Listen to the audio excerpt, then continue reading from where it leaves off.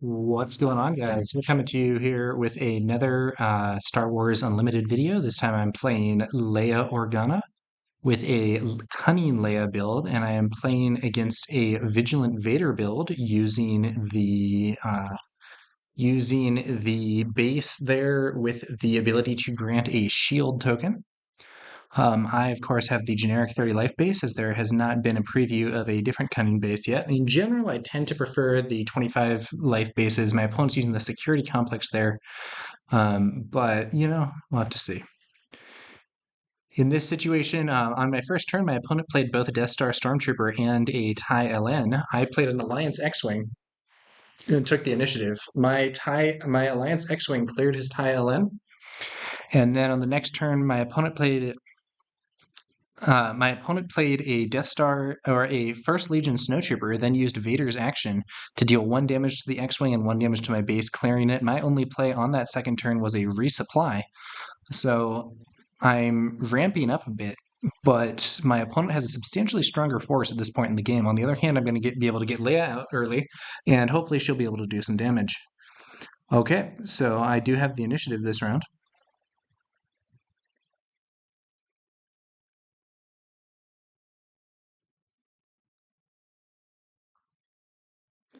And the question becomes, how do I want to do this? So one thing is I can just deploy Leia and have her fight with those enemy units. I'm thinking I probably want to do R2 and Dodonna this turn. I use R2 and see a Leia unit. This is actually a quite strong counter to Vader, so I'm happy to see that on the top of the deck, and I'm going to leave it on top. My opponent plays General Veers. I am not happy to see General Veers. He buffs those other units substantially. I'm going to bring out Leia and try to use her to clear up the situation. So she's a 3/6 with Raid 1. When she completes an attack, you may attack with another Rebel unit. So my opponent sends the Death Star Stormtrooper in to deal 4 damage to Leia, and then Leia attacks Veers and trades with him. So Leia didn't last too long this game, but on the plus side was able to quickly eliminate multiple enemy units. My opponent uses Vader's ability to damage R2 and my base. I play General Dodonna. My opponent then has the First Legion's Snowtrooper attack R2. It gets +2 in Overwhelm when attacking a damaged unit, so in that situation is able to kill R2 and deal some damage to the base, even though it's only 1 point. I end up deciding actually that I'm going to put the Leia Organa Defiant Princess that I had there into my resources, because I'm going to try to just go super aggro and push through before my opponent can play Vader, ideally. I play a Fleet Lieutenant and have Dodonna hit the base for 6. I then subtracted 5 because that is a 25 life base. We had erroneously left the counter on 30.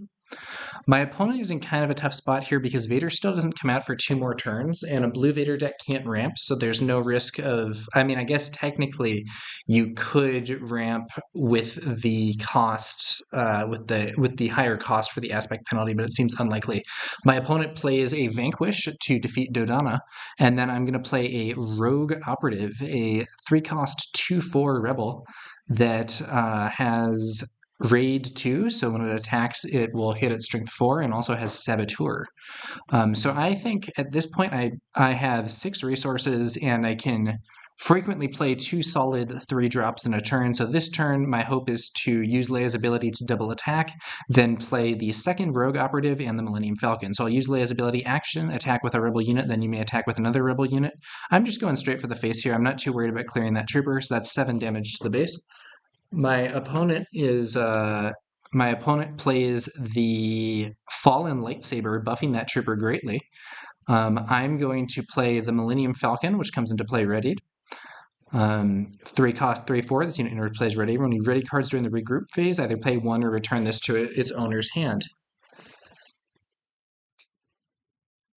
My opponent plays a TIE LN. I'll have the Falcon just hit the enemy base. My goal again is to go very aggro. I'm actually threatening lethal.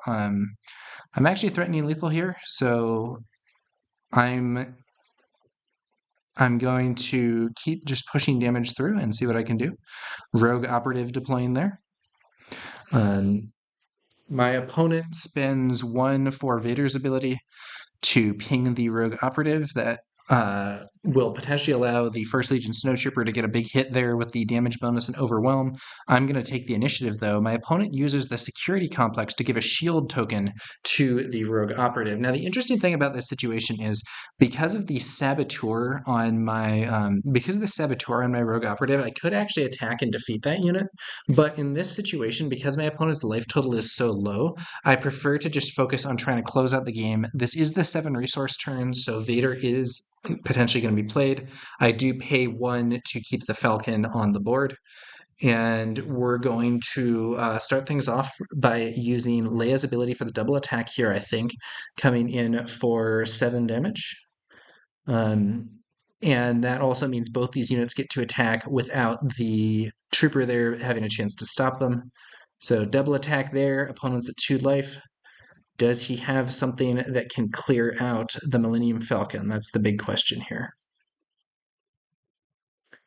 He plays a TIE Interceptor, which does 3 damage to the Falcon, but the Falcon has 4 HP, and it swings in to close out the game. So that was the game. Pretty quick one there. The aggressive gameplay from Leia there was fairly successful. I was able to, when Leia actually deployed, her impact wasn't that great. All she did was basically trade with Veers and an enemy trooper, but that's still a substantial result in terms of just clearing out the board a bit. And then I was able to get to that state where I'm playing 2 solid 3-cost units and using Leia's ability to do multiple attacks and just sort of gain a lot of value in the race to close the game before Vader deployed, which I indeed was able to do. So now we're going to do a rematch here, and let's see how it goes. My opponent has the initiative. Typical etiquette in these games is that if you do a rematch with the same builds, the person who lost the previous game has the initiative. This opening hand's interesting. So one thing that's kind of funny about this deck is I'm actually trying to play pretty aggressively with Leia, and as a result of that, I've sometimes, like, C-3PO and R2-D2 work really well together, but I don't necessarily always want to play them. I'm often like, on that second turn, my goal is to play a solid 3-drop. Or, maybe you could have like C-3PO, R2, and the X-Wing, so then on the first turn you play C-3PO, and the second turn you play R2 and the X-Wing. But in this situation, I've decided, you know what, I'm going to resource R2, I'm just going to play C-3PO on the first turn, and then I have the option to use Ezra or use the Rogue Operative. My opponent plays a Distant Patroller, 2-cost 2/1. When defeated, you may give a shield token to a Vigilance unit. I play C-3PO, and I think I guessed 3 here, and hit with Admiral Akbar. So C-3PO lets you choose a number, then look at the top card of your deck. If its cost is the chosen number, you may reveal and draw it. So I'm going to draw Admiral Akbar there, and just get that little nice bit of card advantage going into the next turn. This turn, I probably want to play Ezra Bridger. The Rogue Operative might also be an option, and conceivably we could even see that Shoot First played, but because I don't have a 2-drop to play alongside the Shoot First, it seems like it's probably just going to be a 3-drop this turn. I end up resourcing the Admiral Akbar that I just drew, and we will see how this goes. My opponent spends 3 resources to play a Open Fire, taking out C-3PO. Okay. That does mean I'm not going to have that potential card advantage, but I'm kind of okay with that. I'm just going to play out Ezra and have a solid unit on the board for next turn. So Ezra Bridger is a 3-cost 3/4. When this unit completes an attack, look at the top card of your deck. You may play it, discard it, or leave it on top of your deck. Quite strong card. Gives you some card advantage there. Can give you information for C-3PO. Also 3-cost 3/4, decent stat line. And Ezra has both the Force and the Rebel keywords, which can be quite useful. Rebel is a pretty crucial keyword for these Leia builds. So here my opponent tries to play the Death Trooper and kill his Distant Patroller to give the Death Trooper a shield. Unfortunately, this is actually an illegal move, and this gets back to something that I mentioned in yesterday's video, which is that the Death Trooper kind of suffers from only being able to deal damage to ground units. So some removal type cards work in both arenas. The Death Trooper is only in the ground arena, both for the damage to the enemy and the damage to your own side. And for that reason, my opponent isn't able to play this Death Trooper and clear the distant patroller with that same move. Ends up deciding he's going to play the Death Trooper anyway. So when played, deal 2 damage to a friendly ground unit and 2 damage to an enemy ground unit.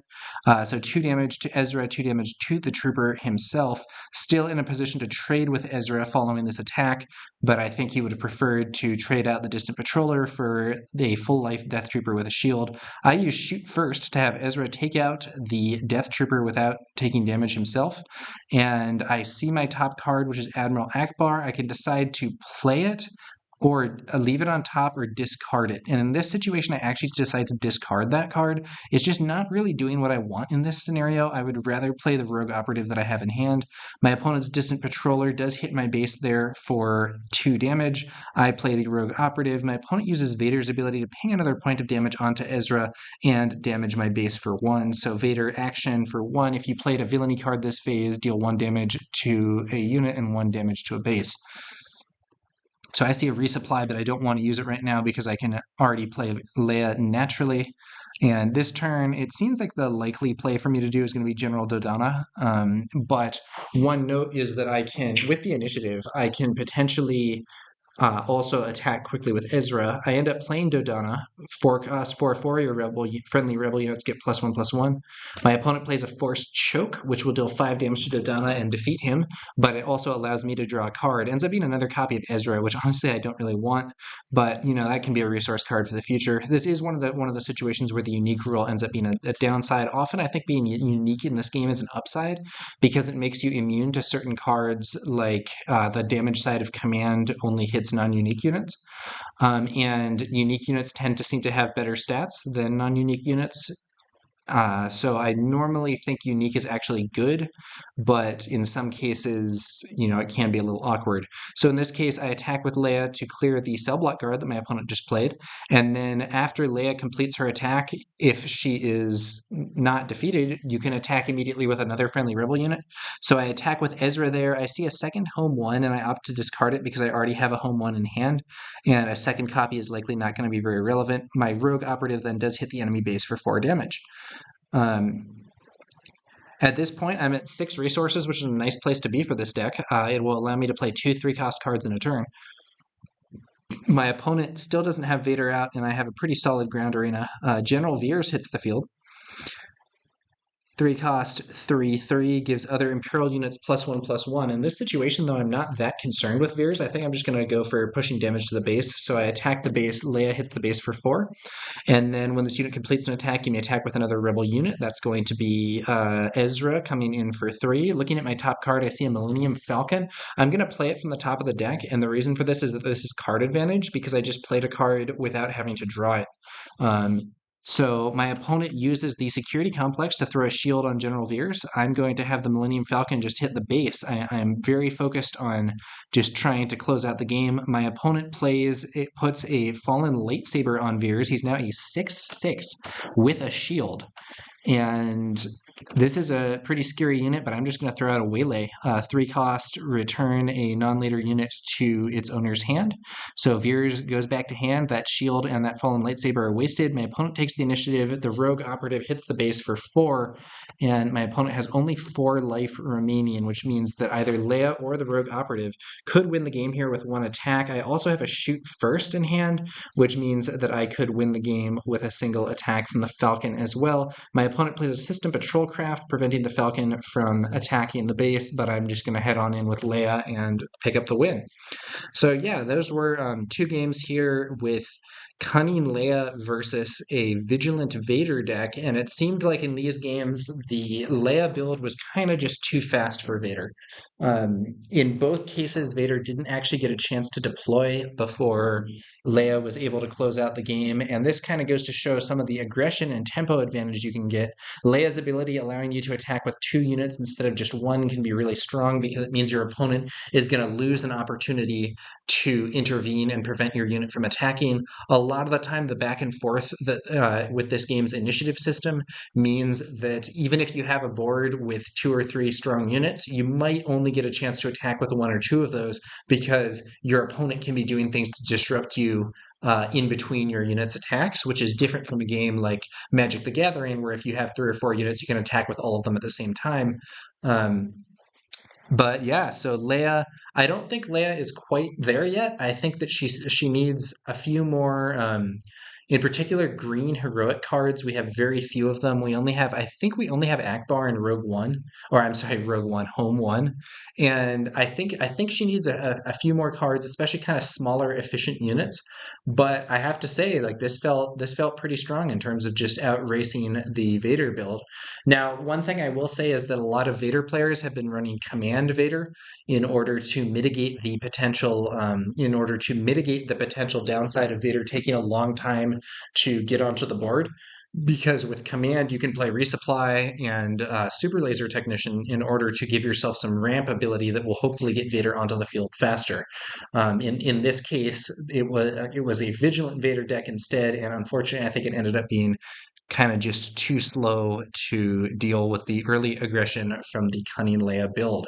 All right, guys, that's going to do it for this one. Thanks to you all for watching. We'll be back later with some more Star Wars Unlimited content. I will catch you guys later.